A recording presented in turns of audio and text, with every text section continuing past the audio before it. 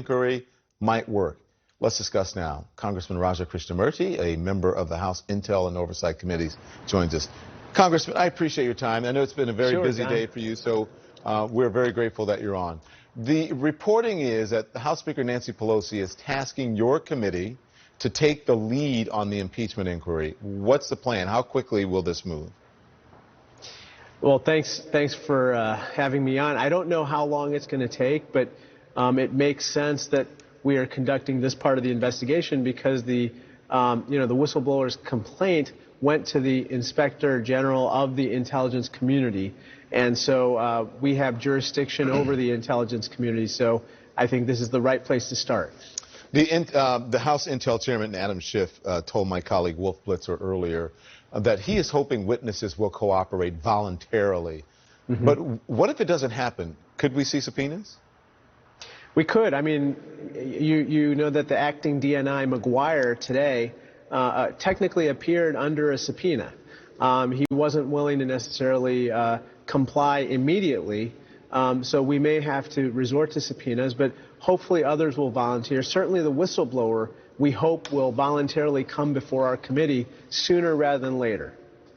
Do you think you could ultimately subpoena Rudy Giuliani? I mean, he told CNN today that he has 5 or 6 text messages showing the State Department was encouraging his work in Ukraine. I mean, I'm guessing you'd want to get your hands on all these records. I think his booker already called us. No, I'm just kidding. I think that at this point... That was a little shady, Congressman, but go on. No, I don't know how it's going to go down. Obviously, it's just so unusual to see Mr. Giuliani's name all over the complaint, and then in the transcript, it's just bizarre that, the president in an official communication with a foreign leader is saying to meet, one of my people, my personal attorney, Rudy Giuliani, out of the blue. And so I'm sure that he's going to be called as a witness at some point. I want to read you something here that's just in. It's from Peter Baker's piece that's just posted in the New York Times tonight. And here's what it says. And this is just a selection from it. Moreover, other officials amplified the narrative on Thursday with details that were not in the complaint. For instance, they said at one point an order was given to not distribute the reconstructed transcript of Mr. Trump's call electronically, as would be typical. Instead, copies were printed out and hand-delivered to a select group. What do you read from that?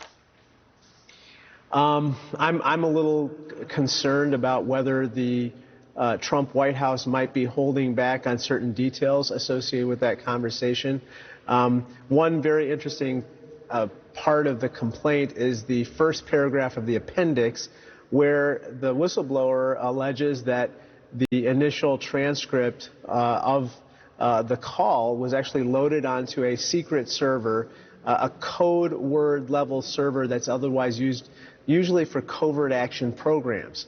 And so we don't know what that more verbatim transcript might have held in terms of details, and certainly we don't know what the editing process was after that. Congressman, thank you for your time. Thank you. Thank you, Don. Is President Trump out Nixoning Nixon? I'm going to ask 2 people who have seen it all. Dan Rather, Sam Donald.